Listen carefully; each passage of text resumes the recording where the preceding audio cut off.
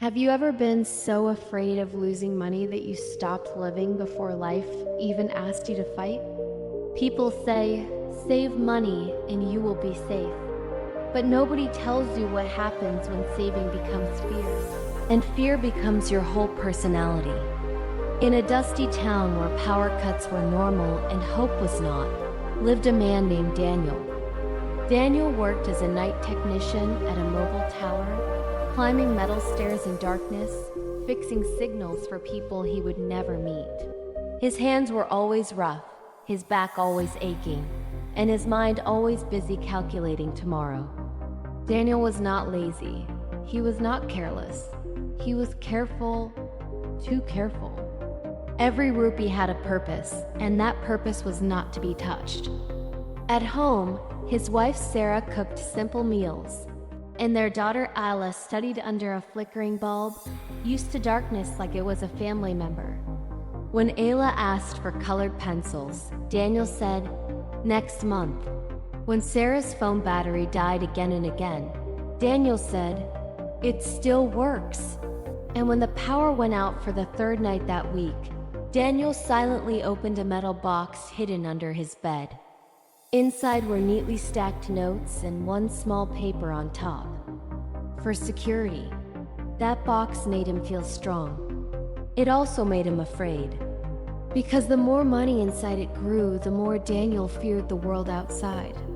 One night, while climbing the tower during heavy rain, Daniel slipped. Nothing broke, but pain settled deep in his leg. The doctor looked at the X-ray and said, "You need rest. Maybe surgery later." Then he looked at Daniel and added, "Payment first." Daniel paid. From the metal box. On the way home, he did not feel relieved. He felt robbed by life. Weeks later, the landlord raised rent. The company cut overtime. And one evening, thieves broke into their street during a blackout. Daniel stood inside his dark house, holding a stick, realizing something painful. His savings did not protect him. They only gave him something to lose. Across the road lived Rashid, a man everyone judged. Rashid repaired old batteries, charged power banks, rented emergency lights during outages. People said he was reckless, that he took risks. But that night, Rashid's house was bright. Daniel watched his daughter stare at that light through the window, and something inside Daniel broke. Fear does strange things. The next day, Daniel invested a large part of his savings into a quick return deal suggested by a coworker. He wanted safety without patience, growth without learning. Within a month, the man disappeared. The money was gone. The metal box felt heavier than ever, now filled with regret. Sarah did not shout. That silence hurt more. Daniel stopped talking, stopped dreaming, stopped feeling like a man who could fix anything. One evening, during a long blackout, Rashid knocked on Daniel's door. He offered light. Free.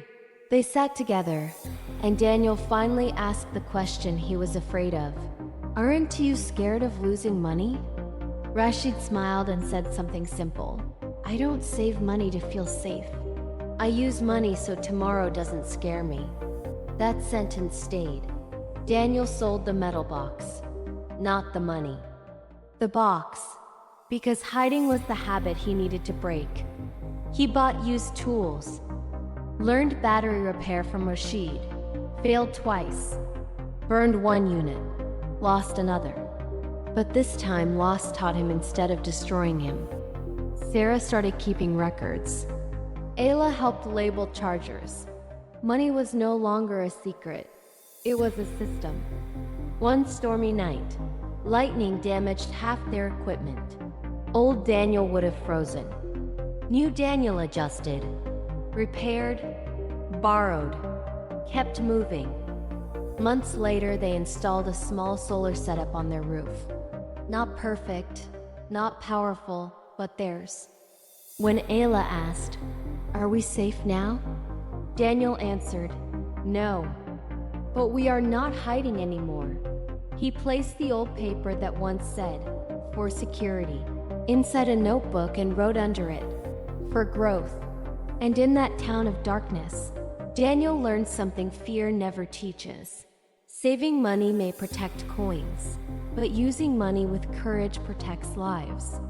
Because safety is not built by hiding from the future, but by preparing to face it, even with shaking hands.